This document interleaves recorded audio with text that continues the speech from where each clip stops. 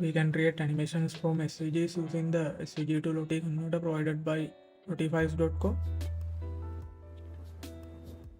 We can put our SVG files here. After they are uploaded, we will see a bunch of animation presets. Right now, we can't see the animations because I'm using a white colored SVG and the background color is also white.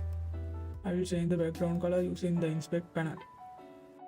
We can inspect the wrapper element, then modify its background color like this. Okay, now we can see all the animation presets.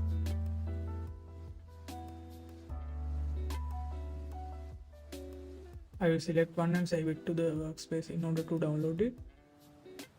Once we save it, a pop-up will appear. If it is blocked, we can see it in the right corner of the address bar. We can click on this link to open the animation editor.